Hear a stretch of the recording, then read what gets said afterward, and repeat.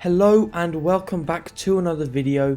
In today's video we are going to be going through part 1 of my 3-part mini-series on how to build an amazing model airport. Today we'll be going through some of the tips and tricks needed to get some really nice results for the ground tarmac of your model airport. So without any further ado, let's just get straight into building.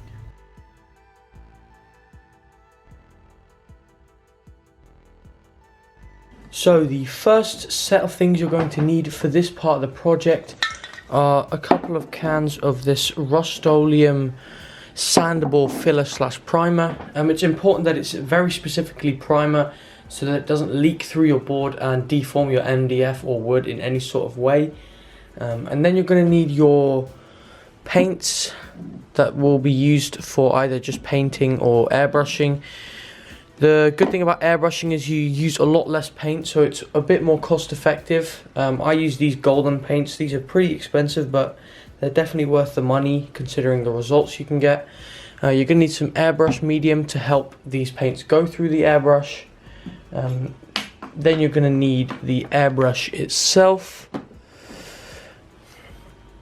And then some toilet paper, masking tape, a pencil, some scissors, sandpaper, and a ruler. And the final thing is X-Acto Stanley knife / blade, so you can just cut through or any bits of excess masking tape.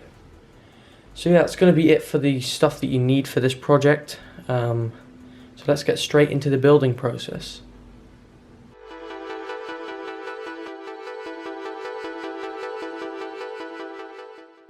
Now, as we move on to painting our first layer on our baseboard, we're going to need to go outside if we're going to be painting with primer.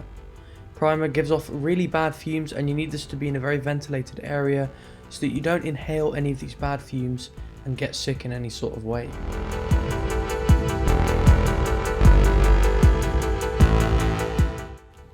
Now, just before painting, shake your can for 2 to 5 minutes so that the paint mixes well, and then spray on in even layers as possible. And then keep going, building up the layers until you are happy and satisfied with your result. A tip I recommend is holding the can at a 45-degree angle to get a wider spray.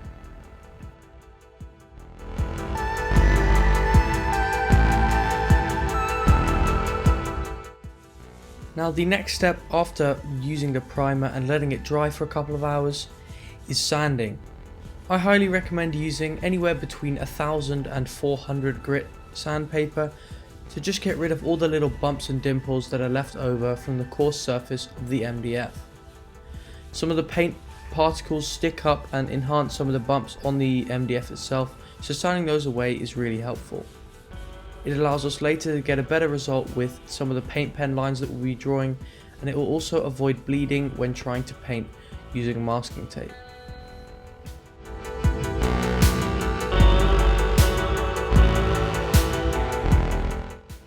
Next up, you can start masking for your first resurfaced patch of paint on your airport. Make sure to press the masking tape down well and make sure there's no left up pieces. Also, make sure to resurface and recover the whole thing with newspaper.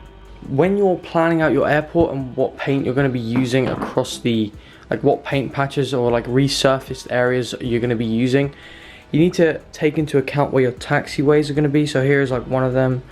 This is a border then, and then here is another one. So yeah, just be wary of where everything's going to be on your airport. I've also made marks of where my terminal is going to go. So yeah.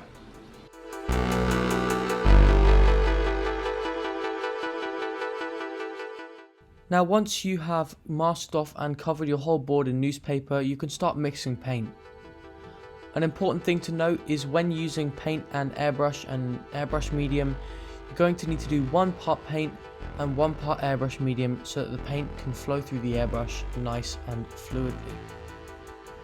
Then you should be ready to just mix the paint for about 2 to 3 minutes, and then you should be ready to apply it into your airbrush and start painting.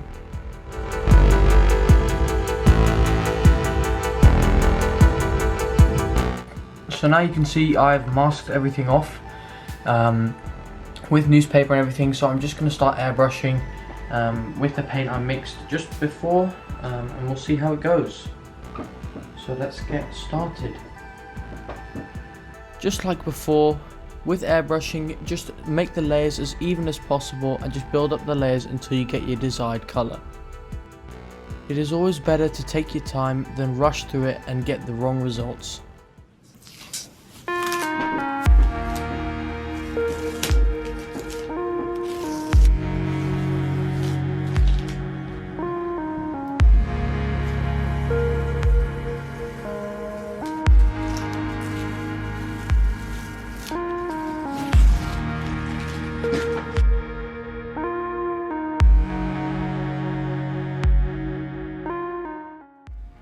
Now this is obviously a process that can be repeated multiple times to get multiple different colours. As you can see here, I'm just masking off a different section, and also I've done a black section underneath the bit I'm masking off now. This was all done using the same process, just different coloured paints on different sections of the board. Repeating these steps really gives you some really nice results, as it allows you to flow with your creativity and lets you create real depth to your model airport by adding different resurfaced areas. It adds a touch of realism and gives the viewer more to look at when looking at your beautiful model airport. Now, after following some of the instructions and tips given in this video, hopefully you can yield some amazing results with your model airport in the future. Can't wait to see what you guys come up with, and don't forget to DM me on Instagram to show me some of your results. And that's it from me. It's been Aviation JFK, signing off.